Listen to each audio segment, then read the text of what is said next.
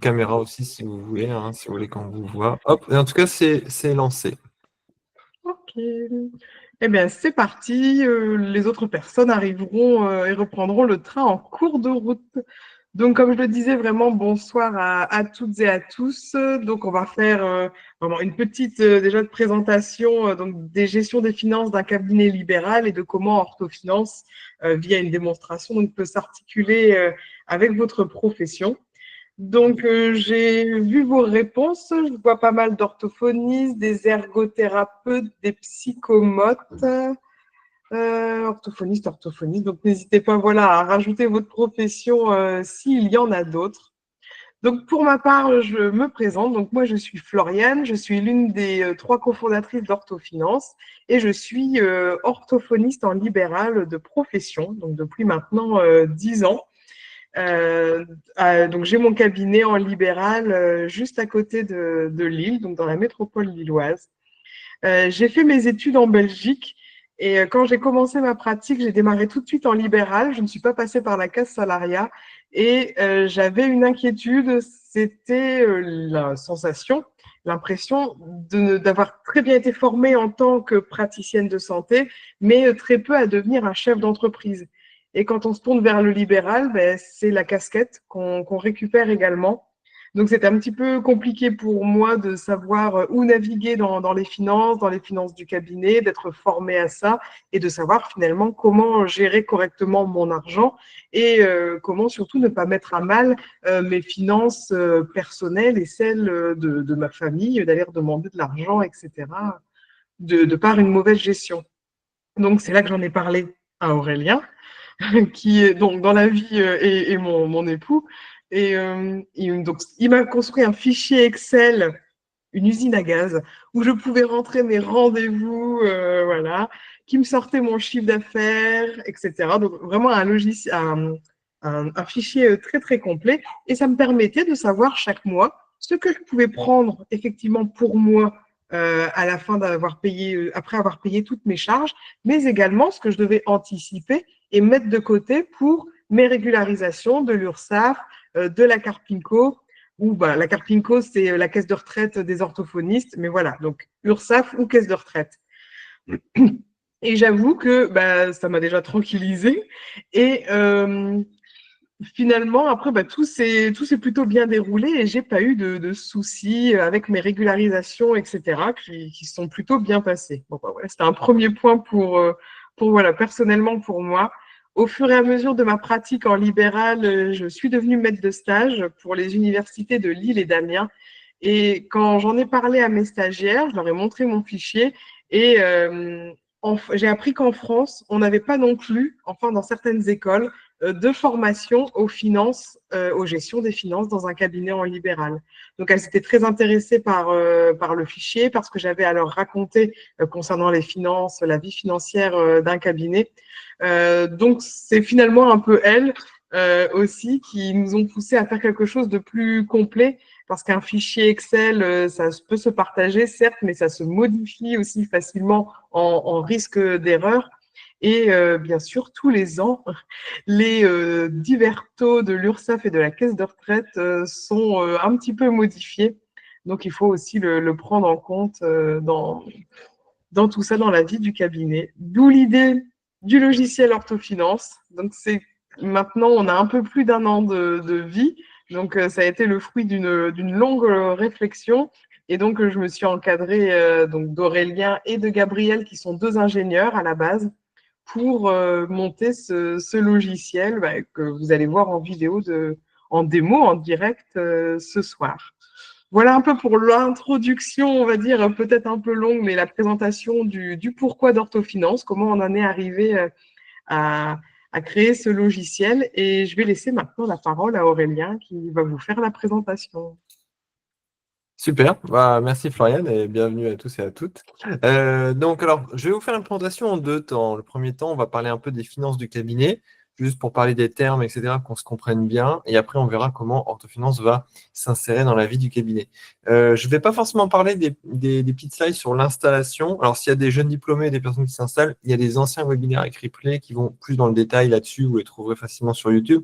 Moi, je vais me focaliser sur la partie finance du cabinet. Donc, comme Florian le disait, en tant que professionnel de santé en libéral, eh bien, vous êtes professionnel de santé, mais aussi chef d'entreprise. Et donc ça n'est pas facile. Donc, première chose au niveau du statut juridique. Donc, généralement, les pros de santé en libéral, ils sont dans ce qu'on appelle l'entrepreneur individuel. Donc, ça dépend un peu de la profession. Toutes les professions réglementées, notamment réglementées, et à la CARPIMCO, orthophoniste, kiné, etc. Là, en fait, on est obligé de prendre l'entrepreneur individuel pour des professions comme psychologue, etc., donc qui n'ont pas une affiliation spécifique comme les autres professions. Là, vous pouvez opter pour la micro-entreprise, qui est en fait une sorte de simplification de l'entrepreneur individuel. En tout cas, il y a des régimes plus exotiques que je ne vous conseille pas forcément. En fait, voilà un peu les différents régimes exotiques que l'on pourrait choisir. En réalité, il faut avoir une très bonne raison pour aller sur cela. Donc, la plupart d'entre vous êtes en entreprise individuelle et les personnes qui sont affiliées à URSSAF-CIPAV, vous pouvez éventuellement être en auto-entrepreneur. Donc, ça, c'est possible. À savoir que, bon, si vous êtes auto-entrepreneur, les charges, il n'y a pas de régularisation, on n'est rien. Donc, c'est assez simple, hein. Vous êtes, en fait, vos charges, elles sont calculées sur votre chiffre d'affaires.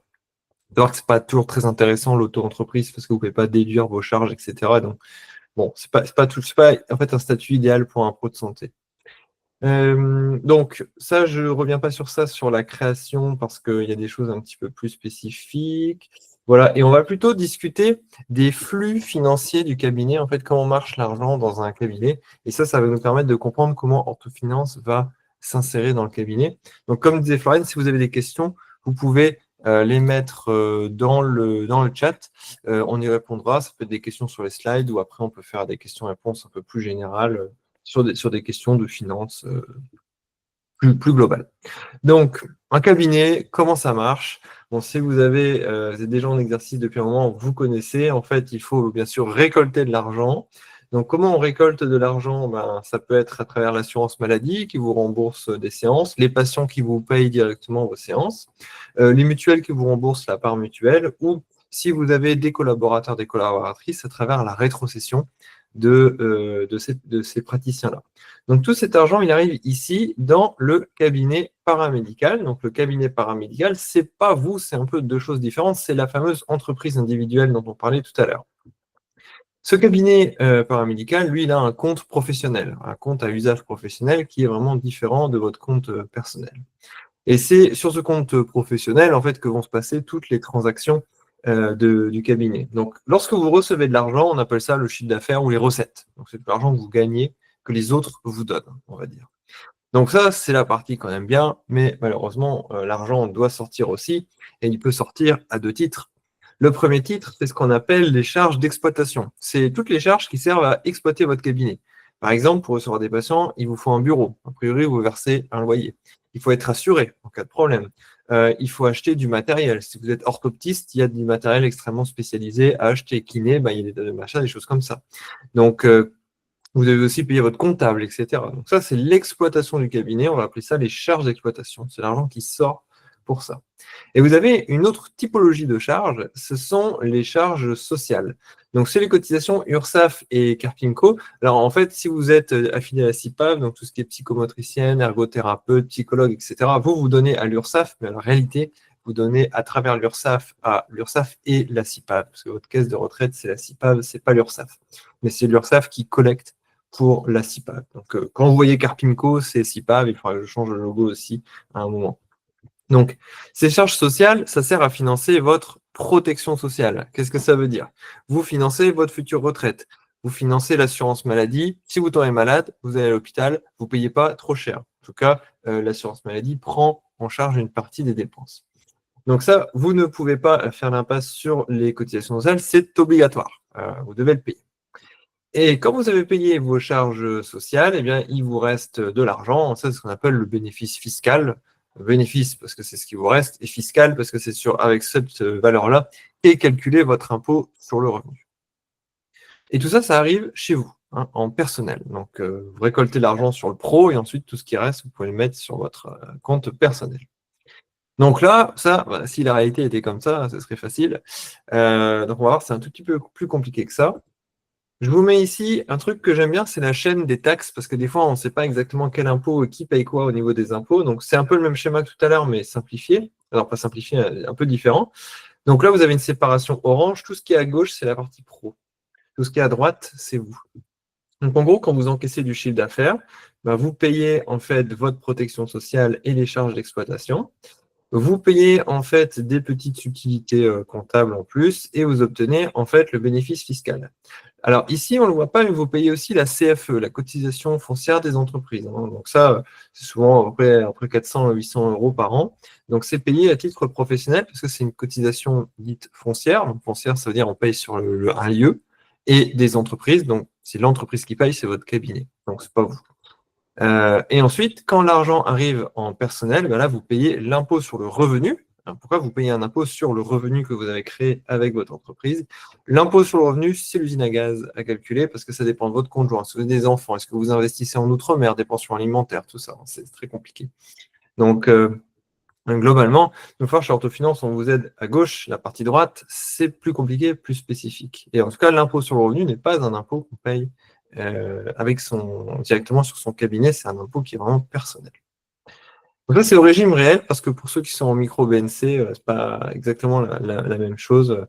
En fait, on ne calcule pas un bénéfice de cette manière-là, le bénéfice il est calculé plus simplement. Alors, l'impôt sur le revenu, je passe parce que ce n'est pas ce qui nous intéresse. Réel ou micro-BNC, alors ça, c'est effectivement des régimes assez intéressants. Généralement, ça sert juste à changer la manière dont vous calculez votre impôt. La plupart des gens finissent toujours au réel et on calcule le bénéfice comme concrètement tout ce que vous gagnez, le chiffre d'affaires, moins tout ce que vous dépensez. Et vous êtes imposé là-dessus. Si vous choisissez le micro-BNC, en gros, votre bénéfice, c'est votre chiffre d'affaires fois 66%. Donc, toute l'astuce, c'est de ne pas avoir de charges et très peu de charges sociales pour que la réalité de ces charges elles soient inférieures à 66%. Comme ça, c'est avantageux. L'avantage aussi, c'est qu'il n'y a pas de compta à établir en micro-BNC. En tout cas, pas besoin d'un comptable pour l'établir. Il faut juste déclarer le chiffre d'affaires. C'est assez difficile de savoir quel est le plus avantageux, hein, mais si vous avez peu de charges micro-BNC, c'est bien. Si vous avez beaucoup de charges réelles, c'est mieux.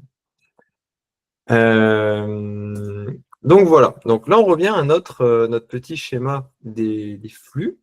Alors en fait, la réalité, c'est plus comme ça. Et c'est ce que nous, en fait, on essaye de mettre dans Orthofinance et globalement comment dire, la philosophie qu'il y a derrière. La philosophie, c'est de dire, OK, vous encaissez de l'argent, vous payez vos charges d'exploitation, mais les charges sociales que vous payez, elles ne correspondent jamais à la vraie activité du praticien. C'est-à-dire que si vous démarrez votre activité, vous payez sûrement assez peu d'URSSAF, Carpinco, CIPAV, etc. Et après, vous avez une énorme régule l'année prochaine, une énorme régularisation.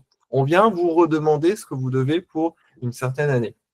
À l'inverse, des fois, vous payez normalement vos charges, vous avez un congé maternité, et là, on ne comprend pas, on continue à nous prélever des sommes faramineuses, et après, quand on recommence l'activité, on ne nous prélève plus rien. Donc ça, c'est simplement lié au fait que les charges sociales que vous payez, elles ne sont jamais en fait à jour. Elles dépendent toujours de votre activité d'il y a 1 ou 2 ans. Et donc, ça crée un décalage qui est assez difficile à gérer, parce qu'en plus d'avoir un décalage, le calcul de ces charges est ultra compliqué. Donc, nous, ce qu'on propose dans Orthofinance, c'est ce système avec finalement les deux flèches ici, c'est quand vous travaillez, bah, dès que vous gagnez 1 euro, bah, vous devez dans le futur des euros à l'URSSAF et la caisse de retraite. Le petit truc, c'est quand vous faites 1 euro de bénéfice, bah, pour l'URSSAF et la Carpinco, pour 1 euro de bénéfice, en fait, vous devez 25 centimes à ces caisses-là. Si vous êtes à la CIPAV, donc ergothérapeute, psychomotricienne, psychologue, tout ça, ostéopathe, là, quand vous gagnez 1 euro en bénéfice, vous devez à peu près 34 centimes à ces caisses-là. Donc, en fait, vous êtes prélevé beaucoup plus fortement hein, côté CIPAV. Pas de chance. Enfin, c'est une problématique avec la CPM. En fait, on pourrait aller loin là-dedans sur le pourquoi, mais ce n'est pas égalitaire dans la manière dont c'est fait. Donc, quand vous travaillez, en fait, il faut dès aujourd'hui mettre de côté de l'argent pour vos futures régularisations, parce que c'est de l'argent qu'on vous demandera plus tard, il n'est plus à vous. C'est simplement qu'il est encore chez vous, mais en fait, il n'est plus à vous parce qu'il vous sera demandé plus tard. Et quand on a déduit cette épargne à faire pour le futur, ces futures régularisations, ben là, on obtient ce qu'on appelle une rémunération utilisable, c'est-à-dire l'argent que vous pouvez utiliser en étant globalement certaine que personne ne viendra rechercher cet argent plus tard en disant «Eh là, pour la carte PIMCO, tu me dois ça, pour la CIPAF, tu me dois ça». Donc cette rémunération est utilisable, sa caractéristique, c'est qu'elle est utilisable. C'est-à-dire qu'on peut l'utiliser sans avoir peur de se faire rattraper après. Donc ça, c'est vraiment la philosophie. Vous allez voir avec la démo, ça devient beaucoup plus clair.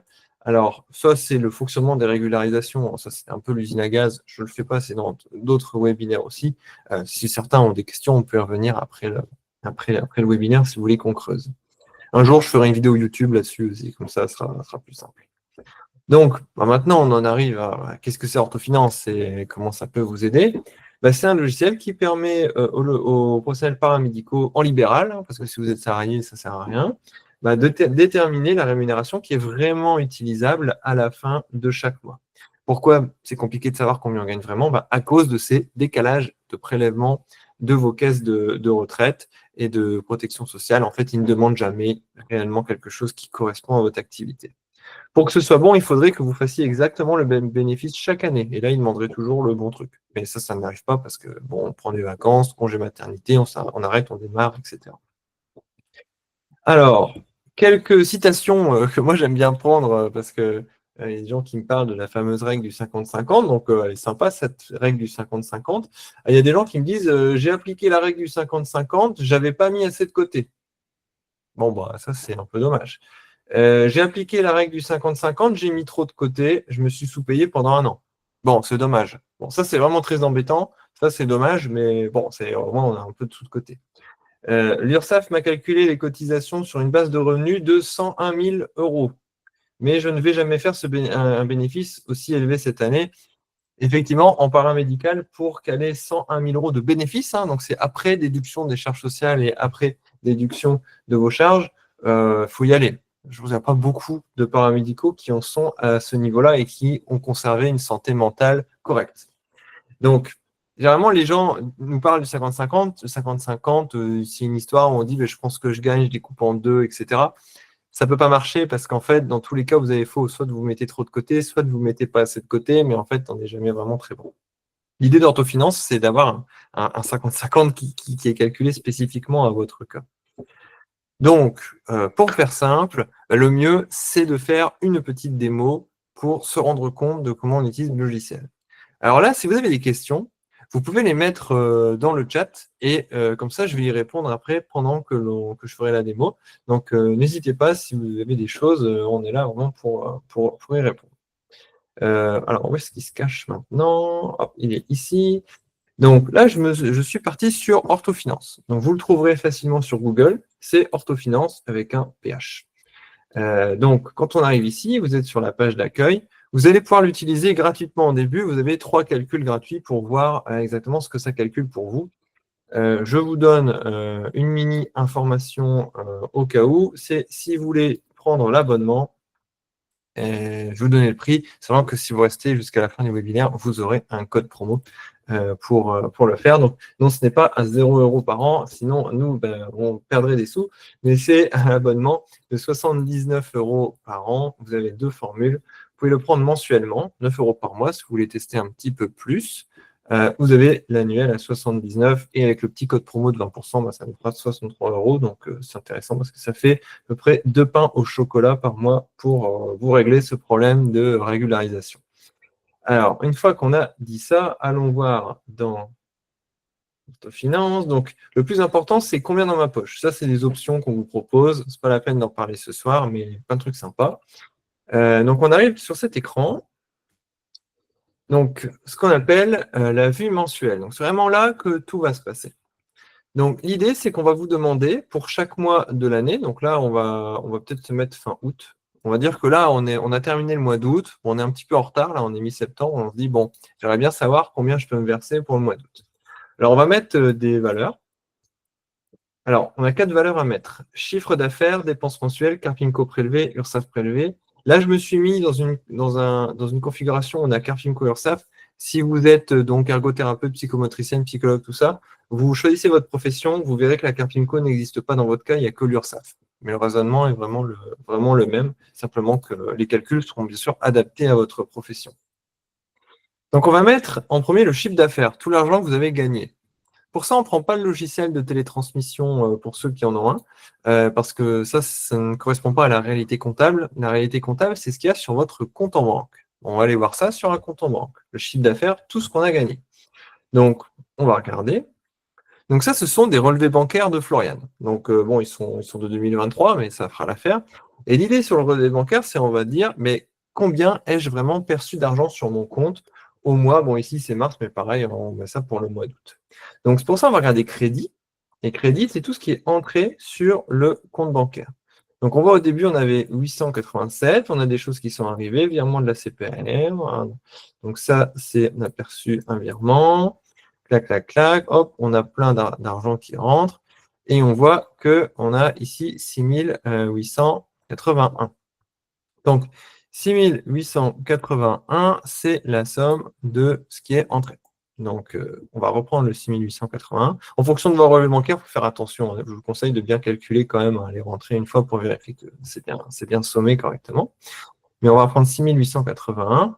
Hop, je prends 6881. C'est bien ça? Non, 91, pardon. 91. Vous voyez, au niveau du chiffre d'affaires, ça va. Ensuite, moi, je vous conseille de faire la Carpinco ou l'URSSAF. Donc, pour ceux qui sont à la Carpinco, on va chercher la Carpinco. En fait, le petit sacrifiant est ici. Il se cache là. Et le prélèvement de la Carpinco, il est de 530 euros. Hop, 530 euros ici. On va faire la même chose pour l'URSSAF. On va regarder combien l'URSSAF nous a prélevé. Et l'URSSAF se cache ici à 724 euros. Donc, on va le prendre. On va mettre 724 euros. Voilà. Il ne nous reste plus que les dépenses mensuelles. Donc, les dépenses, bon, c'est l'inverse du chiffre d'affaires. C'est tout ce que vous avez dépensé. Donc, pour ça, on va regarder ici et on va regarder l'ensemble des débits. Quel est l'ensemble des débits? On a débité 5753. Mais il y a quand même une petite astuce, je vais vous montrer. Donc, 5753. Mais on a mis l'URSSAF et la Carpinco déjà ici. Donc, comme ils sont dans leur case spécifique, on ne va pas les mettre dans les dépenses mensuelles. Donc, je vais enlever l'URSSAF 724 et je vais enlever la Carpinco 530. Voilà. Donc, on est 4400. Donc, ça ferait quand même beaucoup de dépenses. Alors là, on va enlever ensuite tous les virements que vous avez fait de votre compte pro vers votre compte perso. Parce que ça, c'est de l'argent, des rémunérations que vous êtes versées. On ne peut pas déduire ces rémunérations des charges parce que c'est pas une charge. C'est vraiment de l'argent que vous prenez pour vous, vous le laissez dans vos comptes. Alors là, il faut les trouver. Hein. Mais alors, les petites rémunérations, généralement, ça, vous les connaissez. On voit qu'il n'y en a pas ici. Et on va aller voir ici. Florian, tu t'étais versé 1748. Donc, moins 1748. Hop, voilà. Tu avais fait une provision ici de moins 990. Donc, elle est là. Donc, on va la soustraire aussi. Et ensuite, ici, tu t'es fait un virement personnel de 800. Donc, on va enlever le 800 aussi. Voilà. Donc là, on obtient 961. La réalité, on aurait pu aussi sommer toutes les petites transactions, mais si vous avez beaucoup de transactions, c'est très embêtant. Donc, il vaut mieux soustraire en fait les quelques virements qui existent et l'URSSAF, Carpinco. 961. Ça, c'est vraiment les dépenses du cabinet. On va mettre 961. Donc là, on est très content parce qu'on a rempli finalement toutes les valeurs qui nous intéressaient. On va lancer les calculs. Hop. Donc là, on obtient un résultat. Donc, je vais partir du principe que l'on est au régime réel. En réalité, si vous êtes au régime micro-BNC, vous regardez ce champ-là.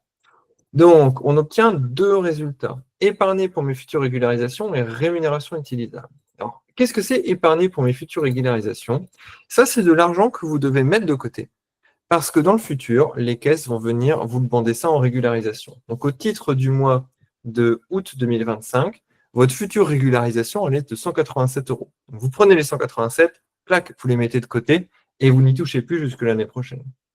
Et votre rémunération utilisable, elle est à 4488. Ça veut dire que vous pouvez sortir du cabinet au maximum 4488 euros et ne pas être embêté avec vos régularisations. Donc là, c'est un résultat qui est sympa, en fait. C'est quand même une sacrée rémunération, c'est hyper bien. Mais vous dites, bon, wow, c'est pas, il ne faut pas mettre de côté grand-chose. Je vais vous montrer un cas hyper typique. Vous ne donnez rien à la Carpinco, l'URSSAF, vous êtes en début d'activité, vous avez des forfaits d'activité très bas. Là, on a un chiffre d'affaires qui est important et des dépenses qui sont contraintes. Regardons ce que ça va nous raconter. Ah, eh ben là, c'est plus la même histoire. Parce que là, il faut mettre 1567 euros de côté. Donc là, c'est vraiment plus la même histoire. Donc, ces 1567 euros de côté, ils doivent être mis de côté parce que l'année prochaine, c'est sûr que les caisses vont vous les demander. Et dans ce cas-là, il vous reste 4 362 euros. Donc, ce qui reste une rémunération très intéressante. Donc, je finis cette petite présentation et je vois qu'il y a quelques questions auxquelles je vais répondre. Alors, ça, c'est intéressant. Donc, chaque mois, vous pouvez faire ces petits calculs-là. Au niveau de la Carpinco et l'URSSAF, ça, c'est prélevé sur le compte. Donc, en fait, on va toujours pouvoir trouver ces valeurs-là. Ça, c'était un mois, mais vous pouvez voir vos valeurs au fur et à mesure de l'année. Et ça, c'est pas mal parce que ça permet quand même de piloter son année, de dire, ah, bah, mon chiffre d'affaires actuellement, il est comme ça. Vous voyez en fait combien vous devez dans le futur comparé à ce que vous avez prélevé et on vous retrouve l'épargne pour les futures cotisations et la rémunération utilisable. Alors, une autre fonctionnalité que je vous montre ici, parce que celle-là, elle est vraiment appréciée, c'est que là, au moins, on sait ce qu'on doit mettre de côté. Mais après, vous pourriez aller jusqu'à 4 362 euros de rémunération. Vous pourriez sortir ça. Mais généralement, ce n'est pas ce qu'on va faire. Généralement, ce qu'on peut faire avec Orthofinance, c'est se dire, moi, je veux une rémunération fixe chaque mois. Par exemple, je veux 2000 euros, 2500 euros de rémunération fixe. Donc, je vais valider ça. Je vais dire, OK, je veux 2500 euros. Et en fait, j'aurais pu prendre 4362. Donc, comme j'ai pris 2500 plutôt que 4362, j'ai créé une sorte d'excédent sur mon compte de 1862 euros. Et alors, quand on regarde en vue annuelle, on voit ici que la rémunération utilisable maximale, elle est de 33 000 euros, mais je n'ai pris que 22 000. Et donc, en fait, pour l'instant, j'ai une prime à la fin de l'année de 11 000 euros. Hyper intéressant si vous ne travaillez pas au mois d'août, par exemple. Chaque mois, vous prenez moins que ce que vous pourriez prendre.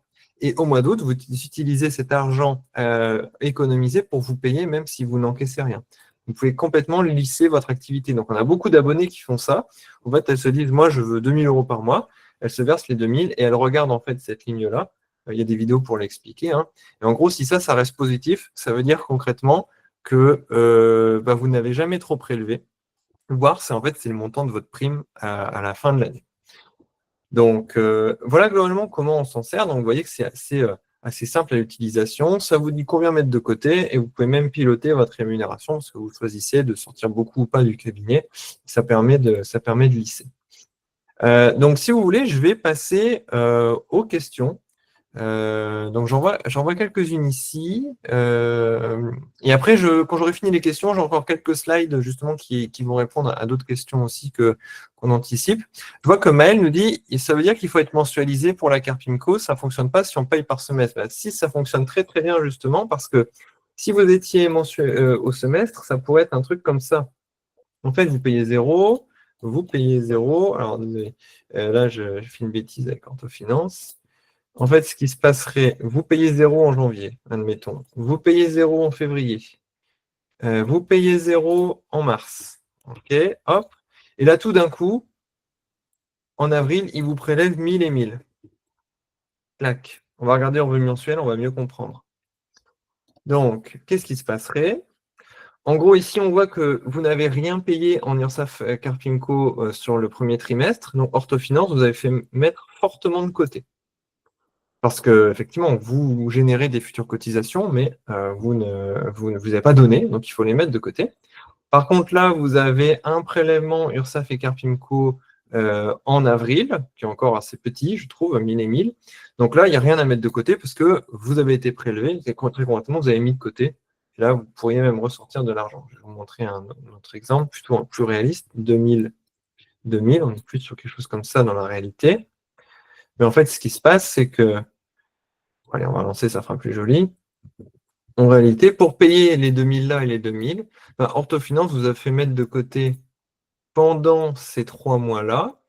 Et là, vous ressortez une partie de l'argent que vous avez mis de côté ici pour payer votre prélèvement. En réalité, ça se passe sur l'année actuelle et aussi en fonction de l'année dernière. Mais même si vous êtes semestrialisé, trimestrialisé, ça marche. Après, moi, je conseille d'être mensualisé parce que ça facilite la gestion financière. Mais ça, c'est un autre truc. C'est juste pour se faciliter la vie. Dans Orthofinance, vous n'avez pas besoin d'être mensualisé ni rien. Ensuite, on a CA qui nous dit, peut-on utiliser Orthofinance même en début d'exercice libéral? Ben oui, il vaut mieux parce que, en fait, regardons, si vous commencez par exemple en septembre, pareil, vous faites 6 000 euros de chiffre d'affaires, vous dépensez 900 et on vous prélève rien. OK. Donc là, on voit qu'il faut mettre 1300 euros de côté. Ben, 1300 euros de côté sur septembre, puis octobre, puis novembre, puis décembre. On va faire un petit calcul. Hop, pardon. Et là, on fait un petit calcul. Hop. On va faire 1300 x 4. Bah déjà, il y a 5200 euros à mettre de côté. Ça va en plus continuer sur toute la première partie de l'année 2026 quand vous démarrez. Donc en fait, on peut rajouter plus 1300 fois 6. En gros, quand vous allez avoir votre première régule, il faut dans le cas ici avoir mis aux alentours de 13 000 euros de côté. Donc, vous pouvez prédire, ça c'est intéressant, et même si vous ne prédisez pas, en fait, il faut vraiment commencer à remplir Orthofinance tout au début de votre exercice parce que sinon, il va louper des choses. Donc, c'est vraiment un produit qui est adapté pour les personnes qui sont en début d'exercice libéral. C'est le début qui est très dangereux parce que c'est là où il faut bien mettre de côté. Alors, ça, c'est quand même un point vraiment important à voir. Alors, on a Sandrine qui dit, si on a justement uniquement CA et dépenses, comment anticiper les charges sociales? C'est une bonne question parce qu'en fait, vous n'avez plus que ça parce que vous avez votre chiffre d'affaires, vous avez vos dépenses, mais a priori, pour l'anticipation des charges sociales, les caisses doivent vous envoyer un échéancier. Elles sont quand même tenues 1 an à l'avance de vous dire combien vous allez payer. Donc, l'anticipation, vous pouvez anticiper ce qu'ils vont vous prélever, ce qu'ils le disent, et Orthofinance, lui, anticipe autre chose. Il anticipe le fait qu'on ne vous prélève pas la bonne somme. Par exemple, ici, on vous prélève 0 pour la carte Vinco, mais en réalité, il faudrait qu'il prélève ça. Pour l'URSSAF, ils prennent 0, mais en réalité, ils devraient prendre ces montants. Donc, Orthofinance anticipe la réalité des charges. Alors, je vois que Lisa aussi, à peu près la même question que Sandrine. Comment faire si on n'est pas mensualisé URSSAF et carte Vinco? Voilà, c'est comme on voyait avant. Vous rentrez juste les sommes 0 quand vous n'êtes pas prélevé et les sommes totales quand vous êtes prélevé et ça va s'ajuster automatiquement. Alors, Claire nous dit, la rémunération utilisable, c'est ce que nous avons sur notre compte pro, en fait, qui n'a pas été utilisé pour notre rémunération mensuelle, en plus de l'épargne pour les futures cotisations sociales. Moi, je dirais que la rémunération utilisable, c'est ce qui vous reste sur le compte pro, que vous pouvez sortir vers votre compte perso au maximum, après avoir enlevé votre future régularisation. Vous êtes sécurisé. Vous avez mis votre future régularisation de côté. Et la rémunération utilisable, c'est le maximum que vous pourriez sortir de l'entreprise, enfin de votre compte pro. Alors, on a Marion. Comment gérez-vous les cotisations optionnelles, PER, mutuelles, que l'URSSAF compte comme bénéfice pour ajouter aux cotisations sociales? Et oui, ça, c'est une question d'expert. Impressionnant. Donc, Marion, je vous montre. Effectivement, ça, c'est une super subtilité. Il faut le savoir. Donc, il y a la mutuelle, la prévoyance et le plan d'épargne retraite. Ils vont se saisir ici. Donc, par exemple, on va ajouter une prévoyance. Voilà, une prévoyance. Donc, on va dire que c'est une prévoyance. Je paye peut-être 100 euros de prévoyance par mois. J'ai commencé à la payer en avril. Tac. C'est une prévoyance Madelin. Je coche, je valide. Et ça va être auto-saisi pour vous. Dans Orthofinance, vous ne vous en occupez plus. Vous ne le saisissez pas dans les dépenses. Et ça va être réintégré dans votre bénéfice. Donc, à 100 euros de prévoyance, peut-être pas énorme, mais on a des gens qui ont des PER et ils m'ont dit, moi j'ai mis 5 000 euros sur un PER. Ah bah ouais, alors là, il faut en tenir compte, parce que ça change complètement le calcul du bénéfice à la fin. Donc, Marion, c'est bien pris en compte à travers cette notion de saisie avancée. Et vous pouvez aussi saisir les prêts, parce que c'est une saisie un peu complexe, les prêts, parce qu'il y a des intérêts du capital qui ne sont pas fiscalisés de la même manière. Et vous avez les indemnités kilométriques pour les gens qui sont très kilométrés, notamment les infirmières, surtout. C'est plutôt là-dessus, c'est une fonctionnalité intéressante. Ensuite, Maëlle, est-il possible de réexpliquer rapidement comment trouver les dépenses mensuelles? Les dépenses mensuelles, on va sommer en fait toutes les dépenses qu'il y a dans le relevé bancaire, toutes les dépenses qui sont déductibles. Donc, on ne tient pas compte des virements que vous faites entre vos comptes. Et on ne tient pas compte des cotisations sociales, URSSAF, Carpinco, CIPAV, etc. Donc, globalement, les dépenses mensuelles, c'est ça. Petite subtilité au niveau des plans d'épargne retraite mutuelle et prévoyance qui vont se saisir dans un onglet un peu particulier et les prêts aussi. Alors, je vois que Claire. Je t'interromps Aurélien pour les dépenses pour ceux qui utilisent un logiciel robot comptable de mémoire. Il y a Indy, Esia, Lara et d'autres. C'est aussi très facile d'aller voir quel est le chiffre d'affaires et les dépenses puisque le logiciel qui vient entre guillemets pomper votre relevé bancaire vous donnera automatiquement toutes ces informations. Et exactement, c'est un bon combo d'avoir un Indie Orthofinance, par exemple, parce que vous pouvez quasiment copier-coller ce qu'il y a dans Indie.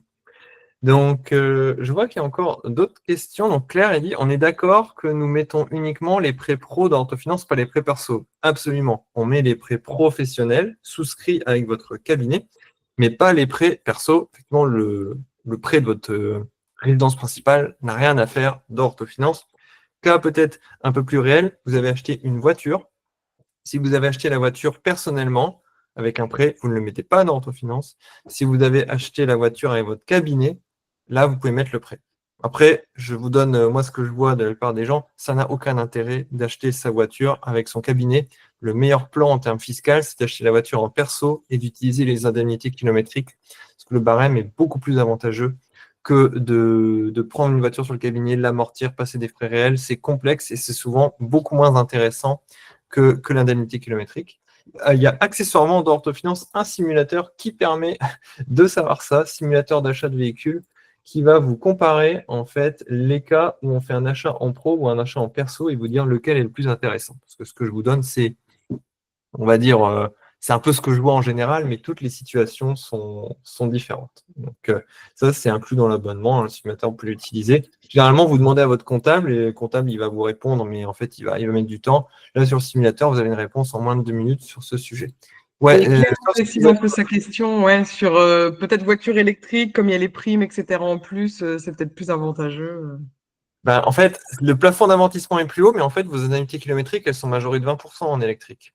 Donc en réalité, ça se compare encore parce que les ICA sont quand même extrêmement puissants. Donc après, ça dépend. Si c'est une voiture électrique à 30 000, vous amortissez tout. Si vous prenez une voiture électrique à 60 000, vous amortissez pas tout. Donc il faut vraiment, faut regarder. Alors Claire, vous dites 5 minutes du cabinet, ça veut dire peu kilométré. Ben là, typiquement, on va faire un simulateur parce que vous êtes peu kilométré. Là, on commence à réfléchir. Mais vous pouvez pas passer, si vous êtes peu kilométré, vous pouvez pas passer des quantités d'électricité ou d'essence énormes si pour un cabinet qui est à côté. Donc à la fin, il y a toujours une notion de juste mesure qui fait que vous ne pouvez pas passer 30 000 kilomètres en frais pro. C'est-à-dire en gros, si vous dépensez, vous avez des frais relatifs à 30 000 kilomètres. Si vous habitez à 2 kilomètres de votre cabinet, à la fin, les impôts, ils vont dire okay, c'est bizarre, pourquoi elle passe 100% de ses frais alors qu'elle habite à côté, enfin, elle passe beaucoup de persos dans le cabinet, ça va les embêter. Alors, ça, c'est bien à voir avec votre comptable, hein, ils ont l'habitude de gérer ce genre de truc. On a Aude. Alors, Aude a une question aussi intéressante, c'est pourquoi est-ce qu'on doit faire ce qui correspond à la réalité comptable et pas à la réalité qu'on a travaillé? Alors, je comprends pourquoi on saisit les chiffres qui sont sur le compte bancaire et pas les chiffres qui sont sur le logiciel de télétransmission, typiquement. Même si tous les virements de la CPAM mutuelle n'ont pas été faits. Bah oui, parce que vous pouvez facturer au mois de juillet, mais recevoir l'argent au mois d'août. Ce serait plus juste de se payer par rapport à votre travail. Alors, la justice, moi, je ne sais pas. Le seul truc que je sais, c'est que, en fait, le seul argent qui existe, c'est l'argent qui est sur votre compte. Le comptable fonctionne pour les professionnels comme vous en BNC avec ce qu'on appelle la comptabilité de trésorerie. C'est la loi. Comptabilité de trésorerie, c'est un gain n'existe que s'il a été converti en argent sur votre compte. Ce qu'il y a sur le logiciel de Télétrans n'a pas de valeur comptable. Ce qui vaut ce que vous avez perçu. Pourquoi? Vous pouvez très bien faire une rééducation et le patient ne vous paye pas et disparaît dans la nature. Vous l'avez facturé, vous n'avez jamais été payé. Autre cas, vous télétransmettez tout le 31 décembre, vous recevez le virement le 10 janvier. Du point de vue comptable, ça n'a rien à voir. L'argent reçu le 10 janvier correspond à 2026, il ne correspond pas à 2025. Donc en pratique, vous allez me dire, oui, mais en fait, c'est embêtant, rien, parce que regarde, moi, j'ai tout télétransmis fin août, par exemple, fin septembre, donc moi, j'ai 0 en septembre, j'ai quand même payé mes trucs. Alors là, ouais, il va Orthofinance, là, il dit rouge. Il dit bah attention, hein, là, on dépense des sous et en plus on n'a pas de rémunération parce qu'effectivement, on n'a rien reçu sur le compte. Mais ce que vous pouvez faire, c'est qu'en octobre, vous allez recevoir ce truc-là, vous allez travailler. Donc là, on sera peut-être à 8000. Et votre rémunération, elle est beaucoup plus grosse que d'habitude en 8000. Alors, ce que vous faites, vous pouvez utiliser la fameuse fonctionnalité combien je me suis versé. Dites-moi, comme d'habitude, j'ai pris 2000. Bon, bah oui, là, je suis en négatif, hein, parce que j'ai pris 2000 alors que je devais déjà prendre moins 1800.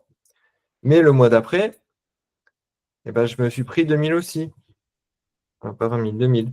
Et là, en fait, ben, il me reste un excédent parce que j'aurais pu aller jusqu'à 5900, mais j'ai pris que 2000, donc j'ai compensé cette différence. Donc ça, justement, cette notion de lissage des revenus, ça sert à régler ce problème un peu de fait qu'on a l'argent un petit peu après, etc. Donc c'est bien d'avoir toujours un petit peu d'argent sur son compte pour absorber ces fluctuations.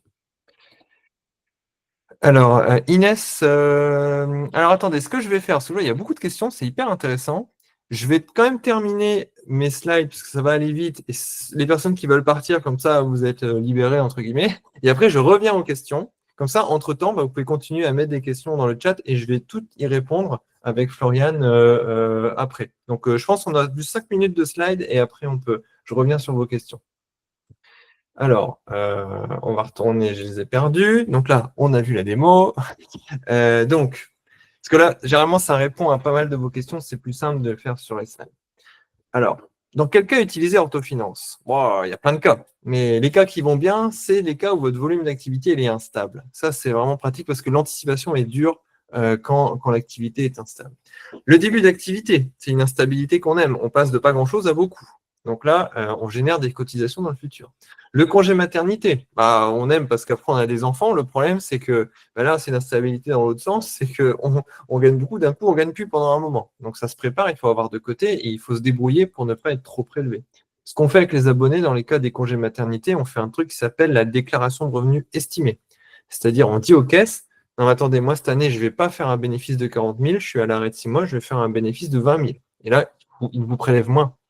Je pense cette année, je me suis amusé à calculer avec tous les abonnés, je pense qu'on a économisé quasiment 60 000 euros de cotisation juste en faisant cette déclaration de revenus estimés. Je pense qu'ils nous détestent à l'URSSAF maintenant parce qu'ils gagnent moins de sous. Mais l'idée, c'est qu'en gros, on ne donne pas aujourd'hui ce que ces caisses rendraient dans le futur. Donc les déménagements, vous êtes malade, bah voilà, 3 mois casser une jambe, 3 mois d'arrêt, bon bah vous êtes bien embêté. Donc c'est pas mal de savoir finalement s'il faut encore mettre de côté ou pas. Et je remarque qu'il y a aussi pas mal de gens qui veulent juste en fait piloter leur rémunération, savoir combien se verser, même s'ils sont sur une activité un peu de croisière. En fait, ils veulent reprendre en main leurs finances. Donc souvent, ils font un combo Indie-Orthofinance.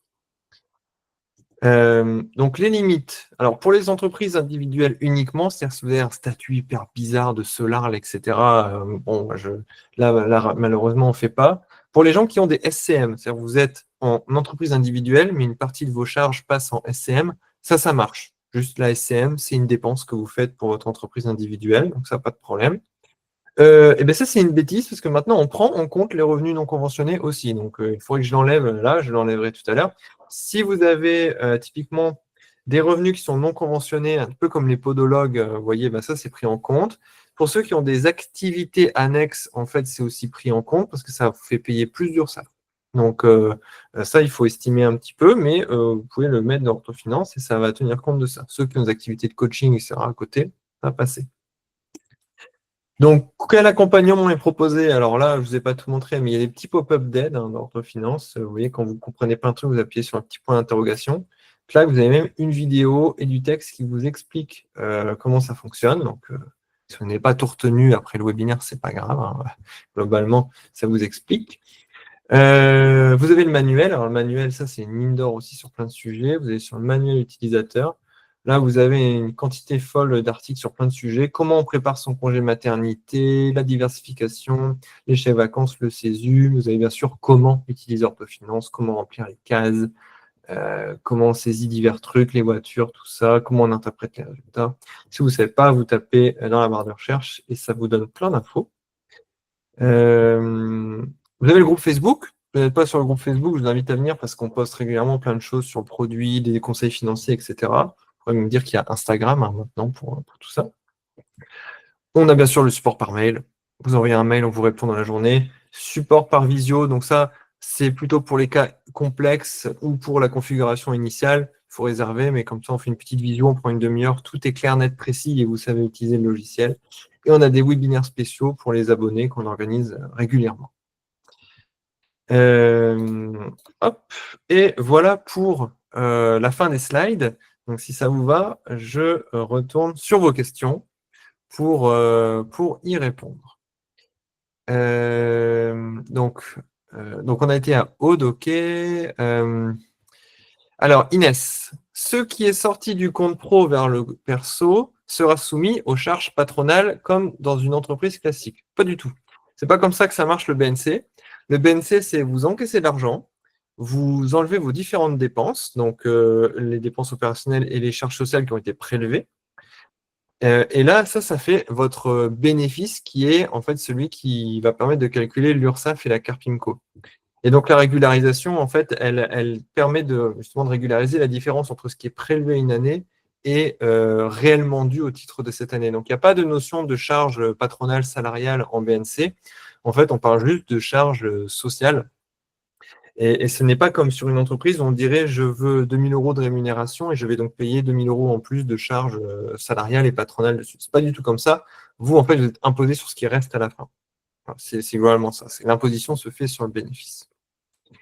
Alors, Laure, y a-t-il une fonctionnalité pour anticiper la prise de congé sur l'année? Est-ce que le tableau annuel que vous avez montré avec la somme de surplus tout en bas? Eh bien, ouais, c'est ça l'idée, hein, typiquement. Typiquement, vous voyez, là, on pourrait dire que on prend les vacances au mois de septembre. Et en fait, pendant l'année, vous êtes versé moins que ce que vous auriez pu. Donc, au final, vous avez des excédents de rémunération. Et cet excédent de rémunération, il sert justement à se rémunérer quand vous prenez des vacances. Donc, en fait, l'idée, c'est qu'à un instant T, on va regarder, par exemple, là, on a rempli jusqu'au octobre. C'est-à-dire qu'aujourd'hui, en novembre, je peux décider, je ne fais rien, je ne travaille pas en novembre. Je sais que j'ai 12 000 € de rémunération sur mon compte pro que je pourrais éventuellement sortir parce que j'ai décidé que je ne voulais pas travailler. Donc, au bout d'un moment, alors ça baisse vite quand même, donc faites attention, mais ça peut typiquement permettre d'anticiper la prise de congé. Et si on va sur un congé très particulier qui est le congé maternité, il y a aussi un simulateur qu'on a mis. Pourquoi on les met? C'est parce que c'est des questions qu'on nous pose très souvent. C'est un simulateur qui permet d'anticiper le congé maternité en sachant combien il faut avoir de côté avant de démarrer son congé maternité. Donc, il y a une vidéo qui explique bien la logique sur comment on le remplit. Ça permet aussi d'anticiper, de dire, en fait, il va vous dire, il faut 10 000, il faut 20 000, il faut X milliers d'euros pour anticiper votre congé maternité et ne pas vous faire avoir. Donc, idéalement, moi, ce que je vous conseille pour les abonnés, c'est utiliser simulateur, comme ça, vous comprenez le truc. Après, une petite visio avec moi, on affine et vous êtes prête pour le congé mat. Idéalement, le congé mat, on essaie de le préparer d'un point de vue financier dès le début de grossesse, voire un petit peu avant. Comme ça, on est vraiment, vraiment tranquille. Alors, Maël, du coup, Orthofinance peut remplacer un comptable. Non, nous, on ne fait pas la comptabilité parce que la comptabilité, c'est vraiment un travail légal où vous établissez en fait la liasse fiscale. La compta, ça ne sert qu'à une seule chose, ça sert à calculer vos impôts. C'est ça le but de la compta.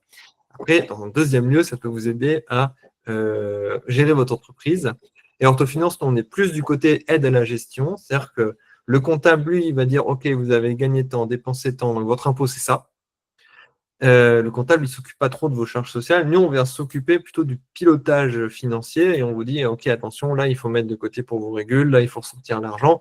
Donc, en fait, on vous aide à stabiliser vos finances. Vous savez combien vous rémunérez et vous ne faites pas piéger par les par les régularisations. Ah oui, Florian, tu avais répondu. Alors, Lisa, est-ce possible d'avoir des conseils de compta via le logiciel, dans la mesure où vous pouvez y répondre? Alors, de manière générale, je vais répondre, mais moi, je ne suis pas comptable. C'est un truc à savoir. Nous, on n'a pas de diplôme d'expertise comptable, on comprend bien comment ça marche. C'est pour ça que je dis souvent que le bon combo, c'est Indie Orthofinance, parce qu'Indie sont capables de répondre à des questions spécifiques de comptabilité. Nous, on va plutôt répondre aux questions de stratégie financière. La discrétion stratégie, c'est comment je prépare mon congé maternité, comment je veux lisser mes revenus, est-ce qu'il faut que je travaille plus, est-ce qu'il faut que je travaille moins, comment ça va impacter mes charges, etc. Ça, c'est des choses que généralement les comptables ont plus de mal à faire, et ce qui est normal parce que c'est pas de la compta, c'est de la stratégie financière, donc ils sont pas, enfin c'est pas leur métier de faire ça. Donc Vous pourriez me poser une question de comptage, je peux vous répondre, mais je vous garantis rien. C'est plutôt le comptable qui pourrait garantir quelque chose. Après, sur les trucs un peu classiques de comptage, je vais pouvoir répondre. Après, peut-être que dans votre question, vous dites compta au sens stratégie financière. Si c'est de la stratégie financière, on y répond. Souvent, si on me pose une question, après, je le mets dans le manuel ou je fais une vidéo, comme ça, tout le monde bénéficie des réponses aux questions. Alors, Clémentine, à quel point les prévisions de cotisation sont-elles précises dans le cadre d'un début d'activité? Ah bah, elles sont précises, hein, sinon ça ne marcherait pas, orthofinance. Mais par sécurité, ne serait-il pas judicieux de prendre moins que la rémunération utilisable indiquée par l'application afin de faire face aux imprévus? Bien sûr. Alors, nous, en fait, on essaye toujours dans l'orthofinance d'être assez pessimiste. C'est-à-dire qu'en début d'activité, il y a plein d'histoires de proratisation, de plafond abaissé, de machin. Nous, on prend toujours l'hypothèse la plus pessimiste, ce qui fait que généralement, en début d'activité, vous mettez trop de côté. Donc ça, c'est le calcul d'orthofinance qui est volontairement pessimiste. Il y a un autre truc, moi, je vous conseille de faire, c'est dans vos paramètres, vous pouvez mettre une marge de sécurité. C'est-à-dire, quand orthofinance vous dit de mettre 1000 euros de côté, si vous avez mis la marge de sécurité à 10%, il va vous faire mettre 1000 euros plus 10% de côté. Ça, c'est bien, parce que ça vous permet de vous forcer à mettre plus de côté. On peut aller jusqu'à 20% sur la marge pour ceux qui veulent vraiment gérer leur risque. Et ensuite, effectivement, moi, je conseille toujours en début d'activité de ne pas prendre ce que dit Orthofinance parce que vous voulez aussi vous créer un fonds de réserve de trésorerie sur votre compte pro. On dit toujours, ce fonds de trésorerie, il faut soit 3 à 4 mois de dépenses. Donc, si vous dépensez 1000 euros par mois, il faut avoir 4000 euros sur votre compte. Au début, prenez moins que ce que dit Orthofinance et thésaurisez sur votre compte jusqu'à atteindre 4000. Ça, en un an, on peut y arriver assez rapidement. Vous voyez, 400 euros par mois pendant 10 mois, on y est. Et là, effectivement, ça va vous permettre de faire face aux imprévus. Ça, c'est même on va dire, une technique de stratégie financière classique, c'est qu'en fait, plus vous avez d'épargne, plus vous êtes tranquille dans votre vie. Voilà, plus vous avez d'argent en cash, plus vous pouvez permettre de faire des choses. Donc, c'est toujours bien quand même de prendre moins que ce que dit Orthofinance et d'avoir de l'épargne. Nous, on a souvent des abonnés qui, elles, ont des problèmes parce qu'elles ont demandé des reports de cotisation. Par exemple, je ne veux pas payer les cotisations URSSAF à un moment. En fait, quand vous commencez à accumuler ça, c'est très compliqué. Les gens font des crédits. Là, c'est la spirale vers le surendettement et tout. Donc, c'est pour ça qu'il faut toujours se rémunérer moins que ce qu'il est possible, même en fonction de ce qu'indique Orthofinance, que cette épargne va vraiment vous aider dans votre vie de manière générale. Alors, voilà, Florian mettait le lien du groupe Facebook. Ensuite, Maël, si on prend un abonnement maintenant, faut-il remplir les 2-3 années précédentes pour les calculs soient précis? C'est une bonne question. Non. Il suffit de remplir uniquement l'année en cours. Et ça dépend, parce que Maël, si vous avez effectivement commencé il y a plusieurs années, aujourd'hui, on remplirait à partir de janvier 2025. Quelqu'un qui a démarré son activité là en septembre remplira uniquement à partir du mois de septembre. On ne remplit pas avant sa date de démarrage. Et il est inutile de remplir les années précédentes. Ça n'impacte pas les calculs. De toute façon, comme on voit sur l'écran, il y a des réformes tous les ans. Cette année, ils ont fait une réforme sur la base de calcul. C'est très compliqué cette histoire. Nous, on a implémenté le truc dans l'orthofinance, mais quand on appelle l'URSSAF, ils nous disent ah, on n'est pas au courant. Ah bah oui, mais bon, c'est quand même marqué dans la loi, donc il va falloir le faire. Donc voilà, mais effectivement, pas la peine de remplir les années précédentes. Alors, Florian nous met un petit message avec le code webinaire. Donc, effectivement, à l'issue de ce webinaire, si vous souhaitez vous abonner, vous pouvez utiliser le code webinaire, ça vous aidera à 20% sur l'abonnement. Donc, ça se prend, c'est pour remercier d'être resté longtemps dans le webinaire et de nous avoir écoutés. Alors, Audrey nous dit, si on a trop pris, bah oui, là c'est un problème. Bah, si vous avez trop pris, il faut remettre. Là, il n'y a pas trop de solution. Si vous avez trop pris à un moment, ça veut dire qu'il faut, par exemple, d'orthofinance, on va faire un cas, c'est intéressant. Alors, qu'est-ce qu'on pourrait faire comme cas? On va essayer de regarder là. Typiquement, là, c'est un cas où on a trop pris, vous voyez. Donc, on aurait pu, on avait une rémunération de moins 800 euros, mais on a pris 2000. Donc, il faut remettre donc deux situations. Bah, soit vous avez de l'épargne, comme là, typiquement, en fait, on n'a souvent pas pris assez. Donc, si on prend trop une fois, c'est pas grave. Ça reste. Mais si vous avez trop pris et qu'il n'y a pas assez sur votre compte pro, là, il faut reprendre de votre compte perso. Il faut recapitaliser votre entreprise. On va dire. Il faut remettre de l'argent dedans.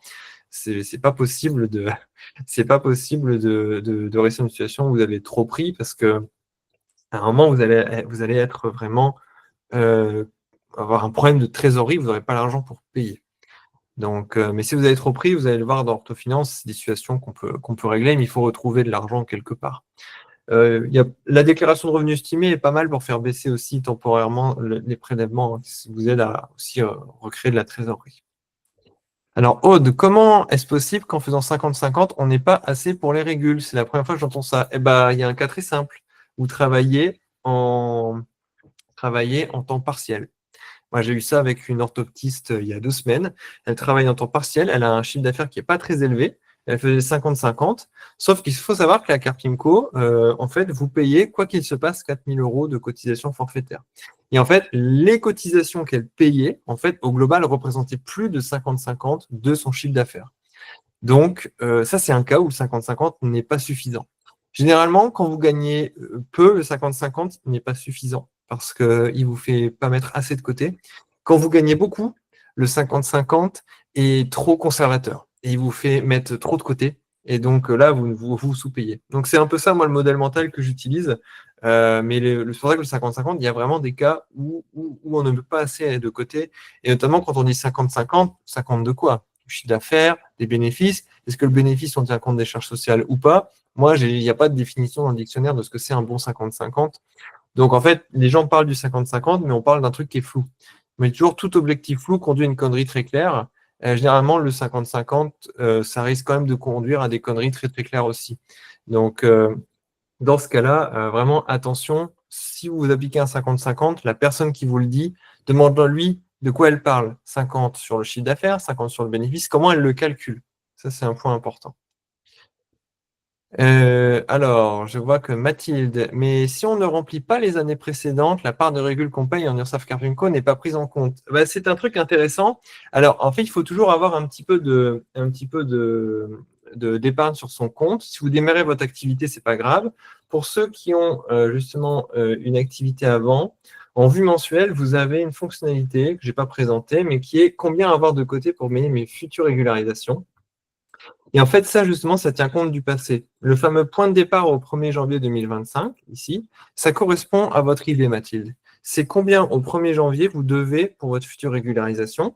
Donc ça, en fait, vous n'avez pas forcément besoin de le remplir parce que, bon, si on est en juin, vous avez l'échéancier. Sinon, vous avez en fait un simulateur ici de cotisation qui permet d'anticiper en fait exactement ces valeurs-là. Donc, il y a une vidéo qui explique comment le faire. Mais donc, ça permet de l'anticiper. Mais ça, c'est vraiment pour la première utilisation, parce qu'en réalité, quand vous avez commencé à utiliser Orthofinance, vous savez qu'au 1er janvier, il faut avoir 2400 euros de côté. Ensuite, dans le cas ici, c'est vous étiez au 1er janvier, il fallait avoir 2400. Entre aujourd'hui entre le 1er janvier et aujourd'hui, il faut avoir augmenté votre épargne de 6 735 euros.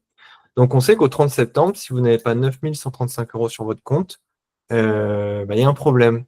Donc, pour revenir, Mathilde, à votre question, soit vous dites, moi, j'ai de l'épargne, en vrai, je suis tranquille avec mon épargne, hein. Soit vous dites, en fait, je ne sais pas de combien d'épargne j'ai réellement besoin. Vous pouvez utiliser cette fonctionnalité qui va vous donner le point de départ, et ça, c'est un peu justement le point de départ qui tient compte des régules de l'année précédente. Mais vous l'avez bien senti, Mathilde, hein, le truc des années précédentes. Mais bon, en fait, si on le fait mathématiquement, c'est un truc récurrent qui remonte en fait jusqu'à votre date d'installation. Donc, on ne veut pas vous faire remplir tout jusqu'à votre première année d'installation, surtout si vous aviez 30 ans de carrière. Alors, Mathilde, vous avez levé la main. Vous voulez parler? Ah, peut-être un problème de micro. Attendons de voir si ça se débug pour vous, Mathilde. Je passe à la partie pour Laure. Alors, Laure, merci pour ce code. Nous pouvons l'utiliser sous combien de temps? Nous, on ne fait pas de trucs marketing comme ça, hein. Vous l'utilisez quand vous voulez. Si vous voulez l'utiliser en février 2026, vous pouvez. Ah bah oui, Farhan l'avait dit, excusez-moi. Euh, Et Mathilde, c'était une erreur. Elle a le bouton facile. D'accord, ok.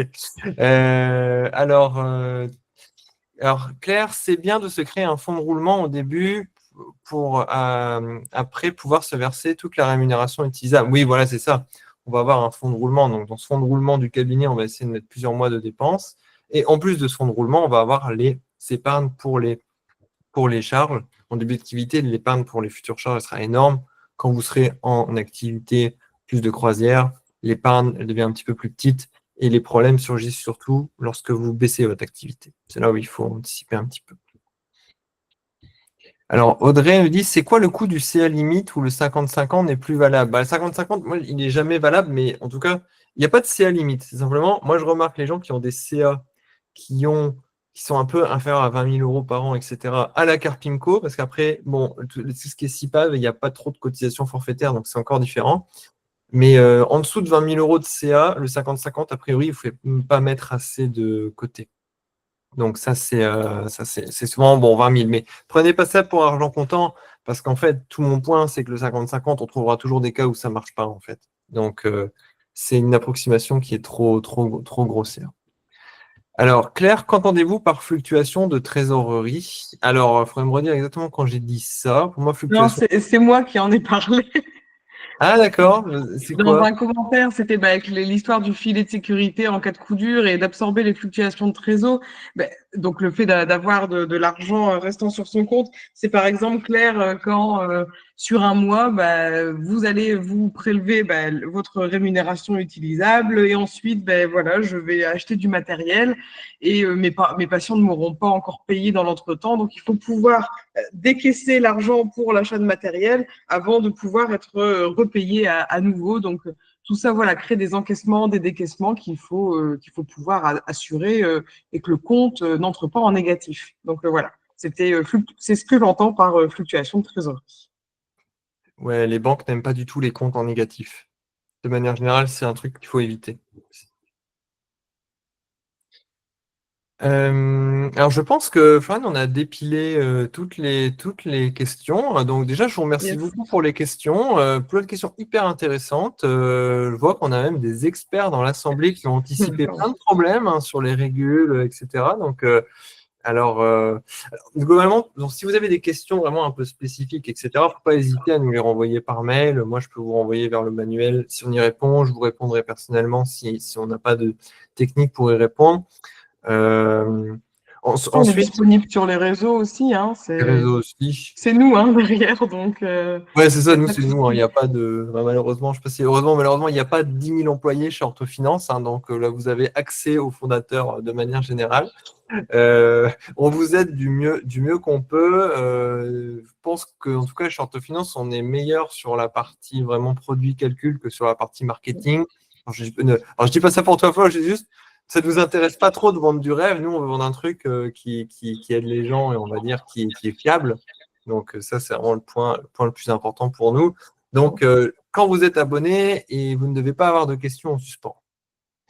Si à un moment vous ne savez pas remplir un truc, vous m'envoyez un mail, il y a un petit chatbot aussi, vous pouvez lui poser des questions, il va vous répondre de manière immédiate. Et des fois, on gère des cas très compliqués. Ben, les cas très compliqués, on les gère, on trouve des solutions. Donc voilà, ça nous tient à cœur de rendre un service qui est de la plus haute qualité possible pour nos abonnés. Moi, ce que je vous conseille, si vous voulez vous abonner, c'est bon, déjà utiliser vos 3 calculs gratuits, parce que bon, c'est offert, donc tant qu'à faire, vous pouvez tester. Après, si vous n'êtes pas encore trop sûr, mais que vous voulez voir un peu plus, prenez l'abonnement mensuel. Vous pouvez même utiliser le code en fait, sur l'abonnement mensuel, parce que maintenant, si c'est 9 euros, vous mettez le code, moins 20%, c'est propagé sur 12 mois. Donc, le code est propagé, c'est pas mal. Et après, vous vous dites, non, mais en fait, oui, ça me plaît, j'ai envie de le garder sur long terme. Là, vous passez en annuel et vous refaites quand même une économie intéressante sur le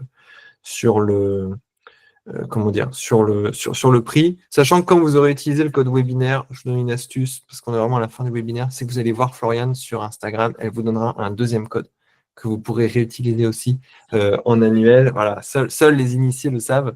Euh, donc voilà, il faut aller voir Floriane sur les réseaux. Non, Euh, puis c'est vrai qu'en nous suivant sur les réseaux, voilà, on a des personnes qui utilisent le produit depuis, on peut dire maintenant, plusieurs mois, voire années, hein, donc qui parlent de nous, donc qui ont parfois aussi des petits codes, elles, à distribuer.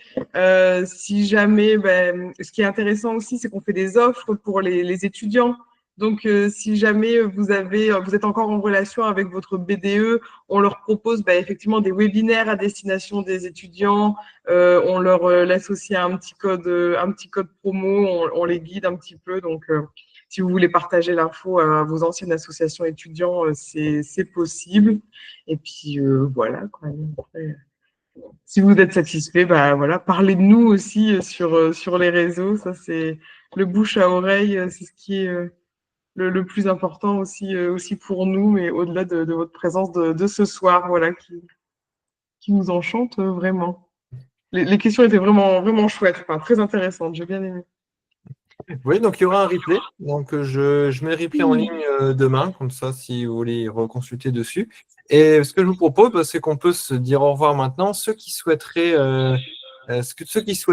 globalement poser plus de questions, bah, restez, posez-nous les questions. Si vous souhaitez disposer de votre soirée, eh bien, vous pouvez y aller. Nous, on n'a pas de slide en plus. On est juste à votre dispo si vous avez des questions. Donc, bah, au revoir à ceux qui souhaitent y aller et bah, on reste ici encore avec les personnes qui souhaitent un petit peu plus creuser. Eh oui, merci. Donc c'est vrai qu'il y a Aude qui dit on est déjà très connu dans le monde des orthophonistes. Alors, très Merci. connu, je ne sais pas, j'avoue. Alors, je pense que ma profession aide beaucoup, mais voilà, si après on peut être très connu chez les infirmières, les kinés, les psychomotes, les ergots, voilà, faites du bruit autour de nous. Voilà. Bravo pour le logiciel, merci beaucoup. Hein. Ben, merci à vous. Hein. C'est aussi vous qui nous aidez au quotidien, après en fonction de vos questions et de vos demandes, à l'améliorer au plus près de ce que les professionnels de santé ont besoin. Aurélien, tu as encore fait une présentation très claire. Ah ben, je vous remercie. Oh là là, parfait.